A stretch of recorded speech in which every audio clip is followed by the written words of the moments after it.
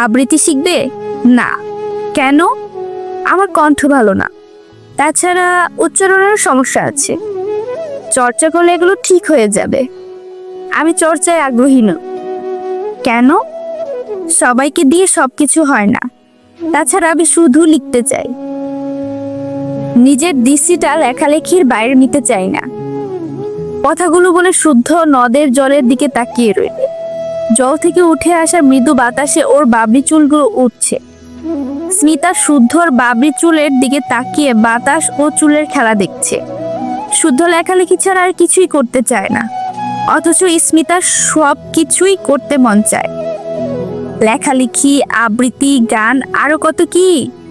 যদিও তার কাছে মনে হয় কোনো কিছুই সে ভালো করতে পারে না, তবু সে লেগে থাকে। লেখালেখির কথাই ধরা যাক।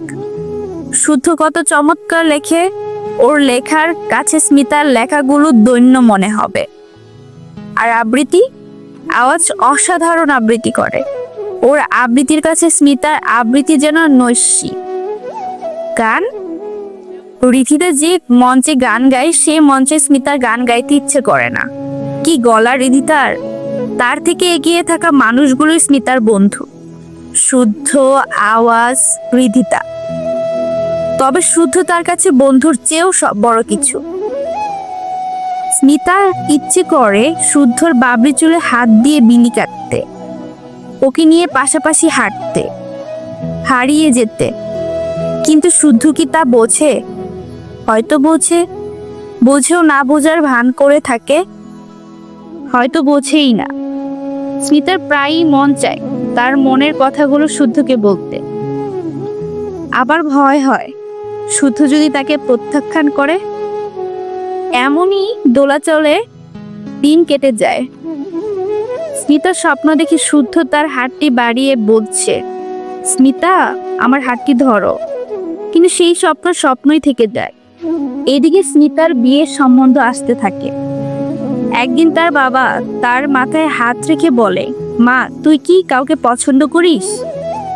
যদি পছন্দের কেউ থাকে তাহলে আমাকে বলিস, তা না হলে খুব ভালো একটা সম্বন্ধ এসেছে, ওদের সাথে কথা বলতে চাই। বাবার কথা শুনে স্মিতা চোখ বন্ধ করে। তার চোখে ভাসে শুদ্ধর অবয়ব। শুদ্ধর কথা কি বাবাকে বলবে? সে বলল, কিন্তু শুদ্ধ যদি না মানে তাহলে? মনের দোলাচলে সিদ্ধান্ত নিতে হিমশিম খায় স্মিতা। সে ভাবে আগামীকাল সে তার মনের কথাগুলো শুদ্ধকে বলবে, তারপর বাবাকে জানাবে। পরদিন স্মিতা শুদ্ধর কাছে যায়। গিয়ে দেখে শুদ্ধ কি যেন মনোযোগ দিয়ে লিখছে। শুদ্ধ, তোমার সাথে আমার কিছু কথা আছে। শুদ্ধ মৃদু হেসে বলল, এখন কথা বললে লেখার ট্রেক হারিয়ে যাবে, তুমি একটু বসো, লেখাটা শেষ করে নি। স্মিতা শুদ্ধর লেখা শেষ করার অপেক্ষায় বসে থাকে। দুপুর গড়িয়ে বিকেল হয়, তবুও লেখা শেষ হয় না। একটা জিনিস খেয়াল করে স্মিতা, এই যে সে এতক্ষণ যাবৎ বসে আছে, একবারের জন্য তার দিকে তাকায়নি শুদ্ধ। স্মিতা নিজেকে উপেক্ষিত মনে করে। সে বুঝে গেছে তার প্রতি কতটুকু আগ্রহ শুদ্ধ। শুদ্ধকে না বলে সে সেখান থেকে চলে আসে। বাসায় এসে বাবাকে বলে তার পছন্দের কেউ নেই, বিয়ে হয়ে যায় স্মিতার। অনেককে দাওয়াত পড়লেও শুদ্ধকে সে বিয়ের ব্যাপারটা জানায়নি। শুদ্ধও জানে না স্মিতার বিয়ে হয়ে গেছে। বিয়ের 1.5 যুগ কেটে গেছে। স্মিতা এখন পুরো দমে সংসারী। এক ছেলে, এক মেয়ে, মাসে।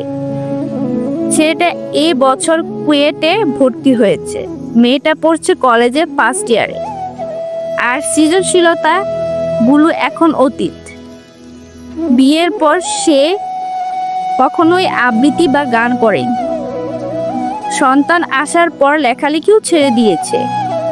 শুদ্ধ এখন নামকরা লেখক। প্রকাশ হওয়ার সাথে সাথেই তার বইগুলো শেষ হয়ে যায়।